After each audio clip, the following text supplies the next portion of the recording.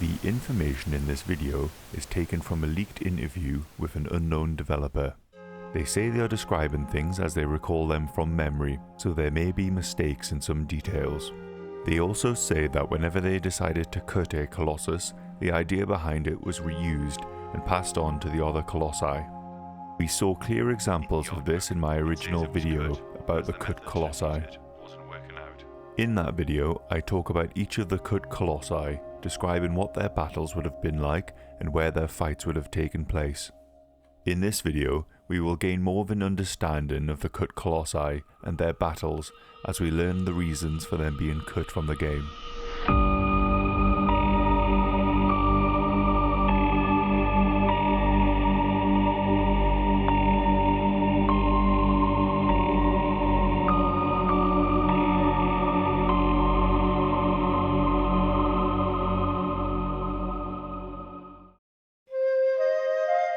When handling the game design for Phalanx, the fundamental sequence, which consisted of the encounter, the battle, grabbing onto the Colossus, and stabbing its weak spot, was almost complete.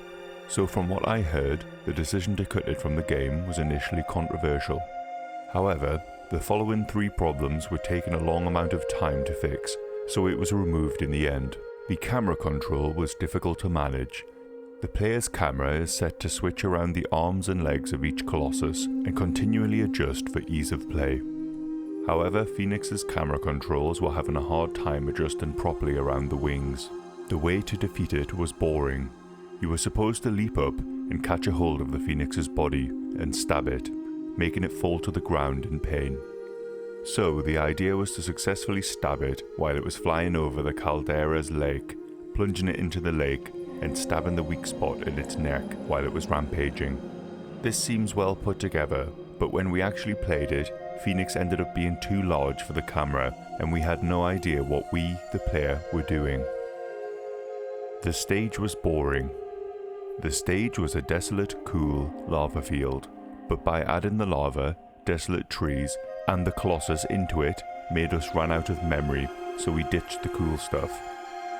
The lack of memory also made it impossible to connect to other stages. If we had time, we might have been able to make it work, but since we did not have the time, we ended up cutting it. As I go through the interview, we need to understand that this is just the game developer's interpretation of events.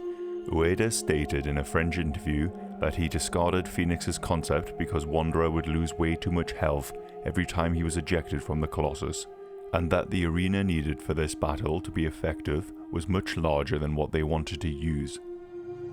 Speaking of which, the developer talked about how Phalanx's volcano fits into the map. The stage is a volcanic battle, and it was envisioned to be a high altitude one. I have mentioned before that there was a problem with lack of memory and connecting it to other stages. There was no room to put it in on the current map of the ancient lands due to lack of memory and work time. Implementing the Colossus would have required us to reassess the map situation. However, the idea of stabbing the Phalanx's weak point and dropping it into the Lake of Caldera was reused in the form of stabbing the bird's weak point and dropping it into the lake. The idea with the Phalanx was to put out the fire in its body, so it's a shame it turned out so differently. Niwa also designed the bird Colossus, but at the time its weaknesses were still undetermined. It's interesting that the dev brought up Phalanx's fiery body. I've always wondered at what point in the fight does Phalanx become wreathed in flame. The 13th Colossus had an original idea for a setting where it would drop explosives and track the player and aggressively attack them. Those ideas were rejected by Ueda because they were too difficult to manage and didn't fit the design. In the end, they couldn't come up with a good attack plan that could be easily managed, so the designers ended up with a graceful boss that just flies slowly through the air. The developer talks about how PS2 memory was managed with such a large boss. Unlike today's consoles, the PS2 at the time only had 32 megabytes of memory, and the amount of memory available for one boss was around 8 megabytes, which was very small, so we cut out a variety of data. The boss was originally hairier and around about 1.2 times longer than it is now, and the texture was more detailed. The surrounding desert background had more complex ruins and mountains, but these were made simpler to reduce memory and make it easier for the AI to control them. To hide the simpler data, more dust and smoke was added. I used to love watching the 13th boss in development swim slowly and comfortably from a distant area, but I was very disappointed to see it disappear after some distance due to memory reduction. The boss was constructed of around 130 bones, which is significantly more than any other PS2 game at the time, and a lot of time was spent on this aspect in the final days of development. I'm sure there were more things, but that's what I remember about the 13th Colossus. The dev elaborates on a cow Suzuki and Niwa mentioned in an interview for the Japanese strategy guide. They had planned something like a buffalo. They thought it'd be fun to chase after them on aggro, with the vision of them swarming along the water's edge or in a grassy field. They had proposed these ideas to Mr. Ueda early on, but these were quickly rejected. Other staff members, myself included, also made numerous suggestions for field enemies, but they were all rejected. One of the reasons is that the development environment at the time was dedicated to managing colossi, and managing smaller characters required a completely different system, and the budget wasn't there. Another reason is that the world of Wanda and the Colossus should be very lonely and quiet, and Mr. Ueda decided that having small enemies that you'd want to kill, or happy animals in the field, would destroy the worldview. As a result, we ended up with a world only containing small birds, turtles, and other animals, and I think this was a good choice in the end. Even so, during the development process we were able to see more flocks of birds flying over the cliffs than we do now, and it's a shame that they were reduced to just a few to save memory.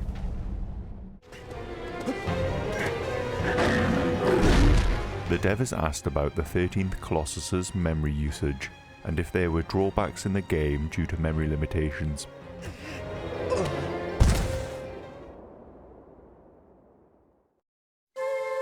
To take a step back, Wanda and the Colossus was called Nico before it was renamed. It's a combination of the Japanese word ni, meaning two, and the Eco team's second project. You may have heard of the Nico prototype that was created in the early days of development. It was envisioned as an online game in which multiple players must defeat giant beasts. This is how it was described to me when I first joined Team Eco. The number of bosses at the time hadn't been completely decided, and I remember Mr. Ueda vaguely mentioning that he wanted to create 108 of them. I know that Suzuki-san thought that if we prepared about 20 variations and then changed the colour of the fur, the motions and the face, we could make 100 of them. At the time I didn't think creating a giant Colossus would be such a difficult or daunting task. But in those days, although we managed to build a few walking behemoths, the game wasn't as fun. It also turned out that getting close to the Colossi's feet while retaining a quality design required a lot of memory, so the original idea of an online game with 108 bosses was discarded early on. We ended up reducing the number of Colossi from 108 to 64 to 32 to 24, and around that second year of development we were aiming for 24. As you can see in the art book, I believe Hitoshi Niwa designed the Griffin and the Phalanx. Phalanx had been developed to a point where it was possible to play to a certain extent, but production was complicated because it was very difficult to understand how to play it. After another year or so, they realized that we couldn't keep up with the deadline to make 24 bosses, so we reduced the number to 16. As a result, the map in Shadow of the Colossus had become a mysterious, vacant lot where we were once supposed to fight the bosses. It's a shame because if they had another year, we would have 24 of them, but we ended up with 16, which I think is a good number. That's all I have to say about the number of Colossi. There are a lot of things that we struggled with for the memory, but here are some things that we gave up due to limitations. Loading a Colossus uses up so much memory that the background around that Colossus had to be kept simple. Because of that, we discarded the idea of fighting with aggro in the forest, or fighting two Colossi at the same time. Fighting 2 Colossi may not have been possible due to the difficulty of the AI and other technical aspects of the project. The game's textures use the TIM2 image format on the PS2. This format has a lot of colour limitations, and in Shadow of the Colossus there are only 2 kinds of colours that can be used: 256 colours or 16 colours. Of course 256 colours is best, but it takes up a lot of memory. So we changed it to 16 colours, but the quality of the texture went down a lot, making it very difficult to create pleasant textures even with 16 colours. The GameCube and Dreamcast platforms of the same era used the DSS format for the textures, which I was envious of since it could use a lot of colours while taking up the same amount of memory as the PS2 did. The PS3 also switched to DSS. I had to adjust the background and boss polygons per polygon to reduce the memory, which is really difficult to do. It was hard to hear people complaining about it online because we were seeing beautiful backgrounds and bosses during development, but by the time it was released, the quality had dropped off. That's all I have to say about memory.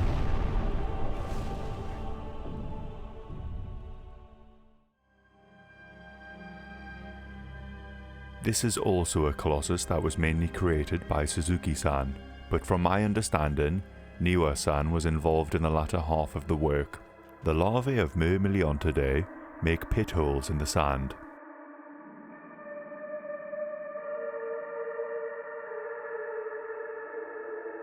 And feed on the ants that enter those pit traps.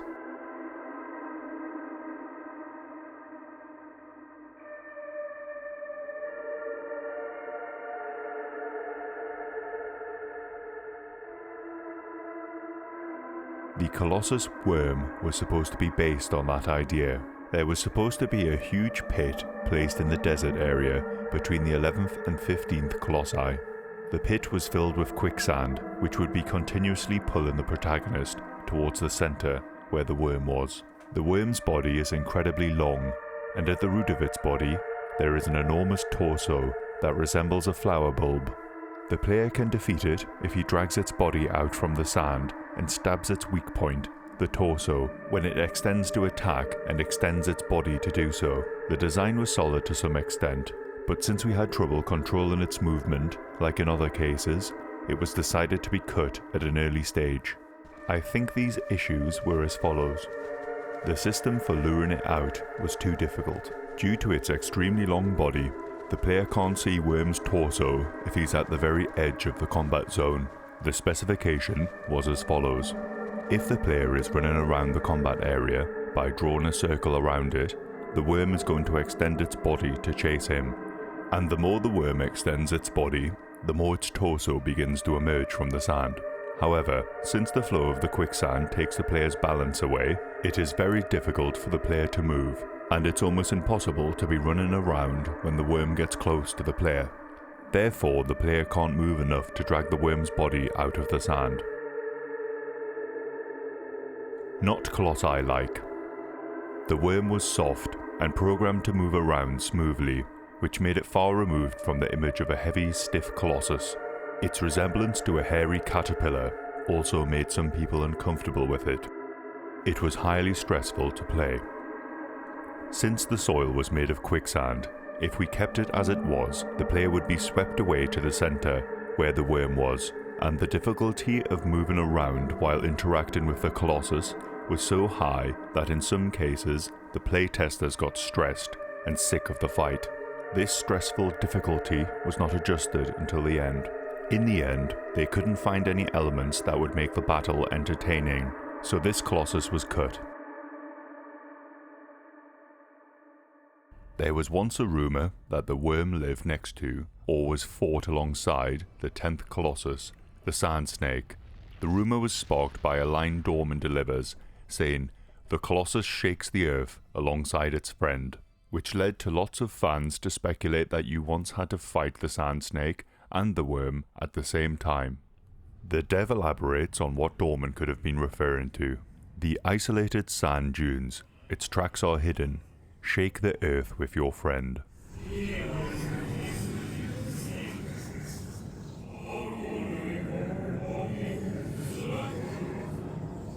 The 10th Colossus was designed by Mr. Suzuki. I was never involved in that one, therefore there may be some mistakes in the details, but I'll answer to the best of my knowledge. It's rumoured that he was once fought at the same time as Worm. I'm sorry to say this, but it isn't true. This Colossus was designed at the very beginning to be fought alone. From what I remember, the "with your friends" line was referring to aggro. It was supposed to tell you that you should be with your friend aggro, as the hidden Colossus shook the earth and attacked you. The line is misleading, even from the standpoint of the original Japanese language, and I wondered if it was acceptable during the original development. I remember there was a discussion about it, but it was eventually left as it was, presumably because there was no time to fix it.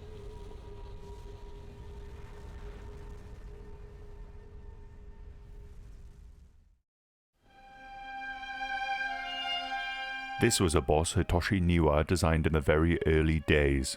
You caught up with a running Griffin using aggro, and jumped on its back to stab its weak spot. However, we soon found out that this riding and chasing system with aggro was very difficult to implement and led to the following problems. Griffin was fast. Griffin was always running at top speed, so if aggro got stuck in the back and slowed down a bit, it wouldn't be able to catch up to Griffin anymore. Slowing the Griffin down was easy. If you could get aggro's speed to match it, you'd be able to catch up to it quickly. There was no longer any fun in chasing it. You couldn't fail. If Wanda fell off aggro, Griffin would speed off and be too far away for him to catch up anymore. They had to make Griffin stand still and wait somewhere, but I couldn't think of any reason to make him wait. The stage was difficult to adjust. If we narrowed the stage so you could get to the Griffin more quickly, you wouldn't be able to run around comfortably and the stage wouldn't be fun anymore. I couldn't decide on a design for Griffin. Griffin was a Colossus that Niwa was able to design reasonably well in the concept stage. However, modelling it was very difficult, and in the end it was never completed.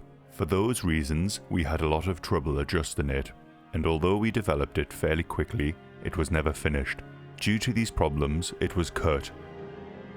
I'm sure Niwa could come up with a better idea now, but at the time he couldn't. About Griffin's fire. Griffin was very difficult to chase down on aggro, so his weakness became fire. This significantly reduced the difficulty of slowing it down and limiting its movement. It wasn't hard to get fire to work, and it had already been implemented halfway through the project. However, there were some major problems with this. It changed the game entirely.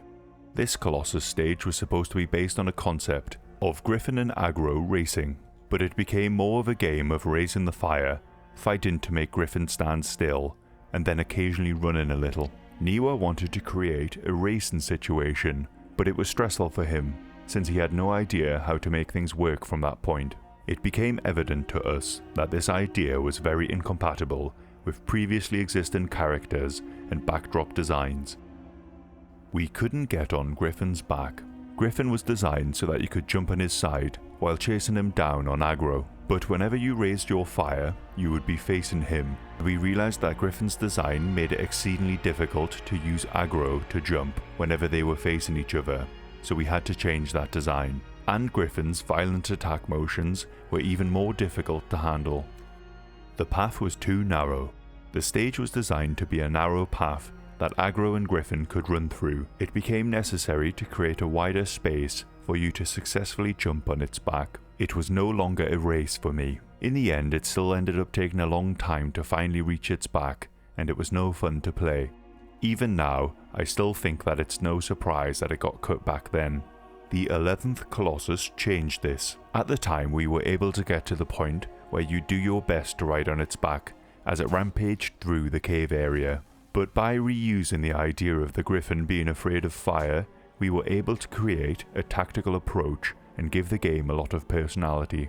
I was very happy about this one, because the efforts of Mr. Ueda and their planners at the time were put to good use. The dev talks about how the worm and monkey were fought and why they got removed. One thing you should be aware of is that these two were not designed by me. I was involved in some of the game's ideas myself, but its design was primarily done by a guy named Suzuki Shunpei, who was involved in designing the Colossi. Mr. Suzuki had an excellent sense of design and created lots of unique shapes and forms that always fit the game, and I have a great amount of respect for him since the time of development.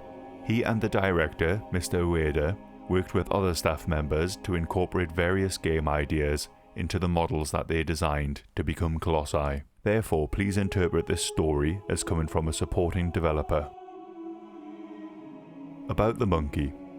This boss was created to be fought in a large cave. From what I remember, it attacked by grabbing onto huge stalactites hanging from the ceiling, and moved quickly to break one of them off and hurl it into the protagonist, like a spear. You defeated it by aiming your bow at the hand used to grab onto the stalactites, and inflicting damage to make it release the stalactite and fall to the ground in pain. At that point, you'd climb on its body and stab its weak point. After you dealt some damage, it would shake you off and return to the ceiling so you could repeat this process. The development on Monkey started early. I remember it was a Colossus we had a lot of trouble with in terms of stage design and its attack methods, even though the design was finished at the very early stages of development. These are the problems we found with it while overseeing its development. We needed a huge amount of space within the cave for the battle. There were some requirements to be met for this Colossus battle. First of all, we needed a higher ceiling for the Colossus to hang from, and a larger area for it to hop between stalactites. There were no such area in the Forbidden Lands, and no more memory budget to add it.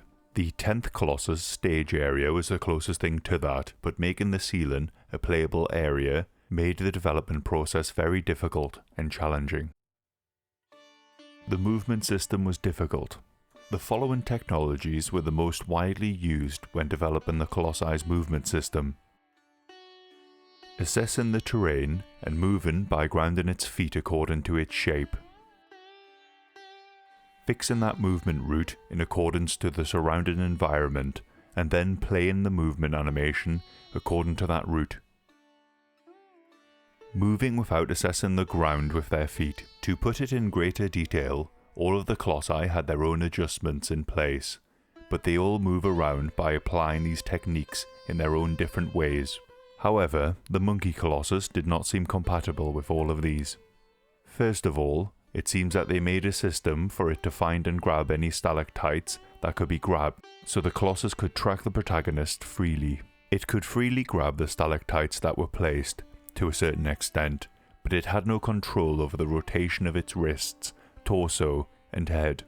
But they couldn't get it to work, and its movements looked very strange, so the idea was abandoned quickly. We considered limiting its degree of freedom of movement, and changed it to a fixed pattern. It could move forward, backward, left and right, and could also rotate 90 degrees to the right and left. The stalactites would be lined up on the ceiling, so it could always locate the same stalactites in the same place and use them to move around without having to search for them first. This made it possible for the Colossus to move around, but it also made the ceiling look comical with these sets of identical looking stalactites lined up in a ridiculous pattern. This was a bad idea, as we wanted to keep the visuals natural. It was difficult for it to attack. Monkey attacked by breaking off the stalactites, but we quickly found that these attacks reduced the space for the Colossus to move. There was an idea to make the Colossus throw mysterious rocks it took out of nowhere instead of the stalactites, but it was extremely difficult for it to hit the protagonist, who rode aggro for this battle to begin with. I'm sure there were a few other things that happened, but for roughly the above reasons, the game development for this Colossus was halted very early on, and it was decided in a meeting to cut it. There were some limitations to the PS2. I think we could make it now, but it was still a difficult boss to manage. Stage 4 Cave. The dev is asked about an image of the Monkey Colossus in the art book, which states that this Colossus was on Stage 4, the cave. First, I'll need to explain some things about the development process of Shadow of the Colossus. When you are creating a stage for the battle with a Colossus, you can't just immediately place the Colossus into the open world and design it together with the background. First of all, we set up a world specifically to load only the background for fighting that Colossus, and then we filled in the background and the design of the Colossus in these areas, which we called stages during the development. The first Colossus arena we created became Stage 1, and the number increased with each new boss. Therefore, Stage 4 Cave just refers to the stage of the cave where you would fight the monkey Colossus, who was created in the 4th stage. The number of these stages wasn't just the number of Colossus we developed. Some were just for testing purposes, such as stages for birds, turtles, and other small animals, a stage for testing explosives, bows, a stage for Wanda to run authentically, and a stage for checking the rendering. At the end, we had nearly 100 stages created. The ones that were validated and received a thumbs up during these stages were modified so that they could be transferred into the open world and used in the game. If the background and Colossi data proved too extensive and exceeded the PS2's memory, the stage would require minor adjustments. It wouldn't be possible to put it in the open world. This is where Phalanx was stuck and didn't make it into the open world until the very end. It's been a long time. Going back to earlier, I remember the Griffin area being referred to as Labyrinth. I recall it being called that when I came upon it, and it was something very nostalgic for me. It is interesting that some people think of B3 as the rock area, but there is a lot to consider. Rock's stage encompassed a very large amount of space, so B3 was likely not suitable for it to be placed there. Rock's arena was as follows. First of all, there was a wide crater with a tall broken tower at the centre. As you approach the area, you see Rock perched atop the tower, resting its wings, and this would be your first encounter with it. If you look at it from the outside of the crater, it will only look at you impassively, but once you're inside, it will hop up and start circling the skies. Then it will come and attack the player with its body, forcing you to run by riding aggro. Rock's attacks are too fast for the player to avoid them on their own. To evade them, you either have to hide in the crater's central tower, or get out of the crater itself.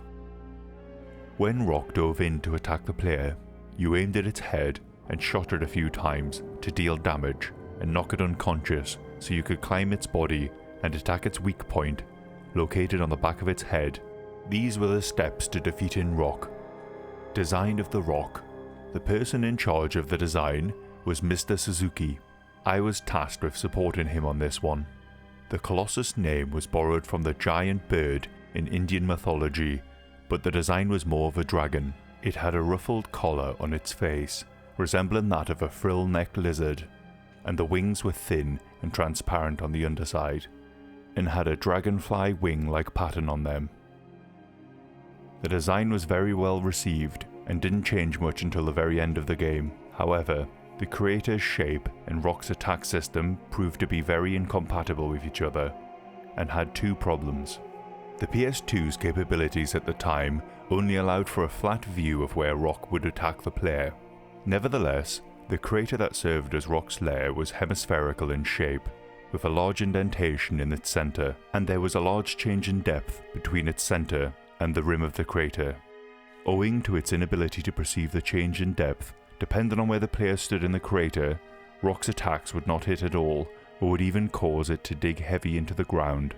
Another feature that was difficult to manage was Rock's ability to track the player. The crater's dimensions were set from the start, but we found out that whenever the player left the centre, Rock would behave and move around strangely, depending on the settings it was using to track them. These problems caused us to cut the Colossus from the game, as they weren't resolved until the very end.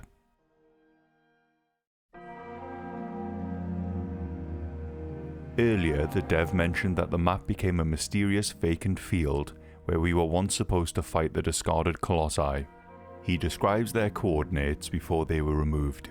This time I'm going to use images to explain it. I will explain it to the best of my recollection, but there may be some mistakes. I drew the locations of the Colossi that were once placed in the Forbidden Lands, alongside the Colossi shown in the final release. Monkey and Griffin are not listed because they were never placed on the map in the first place. In this section he briefly highlights descriptions of the Colossi. I covered a lot of these in my last video, but it's fun to hear them being confirmed. This boss appears next to the bridge leading up to the shrine. It was discarded because it was too difficult to control its legs. This was the spider's location during the Blue Vest beta. During later versions he was located in D3. You attacked the weak point on its legs to make it fall down, and then climbed onto its head where you needed to attack the weak point in order to defeat it. The idea was recycled for the 9th Colossus.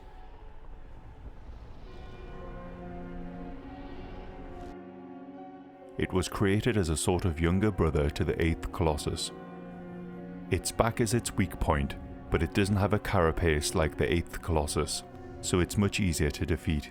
The design of the Colossus was decided first, and almost nothing was decided on the idea of the battle, so it was cut. Serious. I don't remember why this one was cut. The stage was a large grassy field, and it'd chase you down while you rode aggro. You defeat it by stabbing it in the back as he hit the rock and became unconscious. An idea reutilized for the 14th Colossus.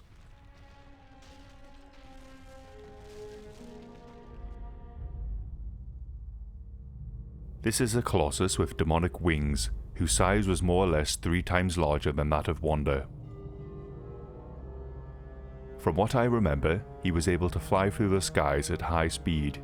He hit the player with his body, and could attack with his claws.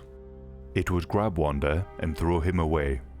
This Colossus was complete to a certain extent, but it was removed from the game after it was decided that a character whose design was only a little larger than Wanda could not be called a Colossus.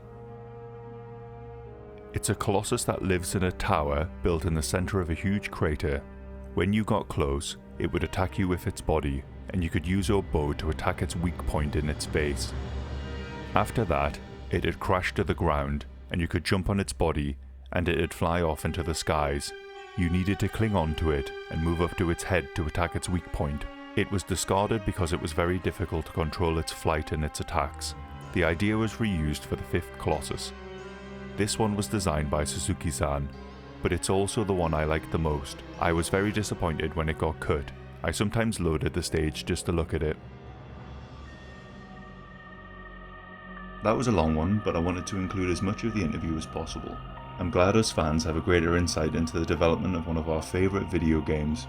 Thank you to all subscribers, and to anyone that's watched or commented on any of my videos.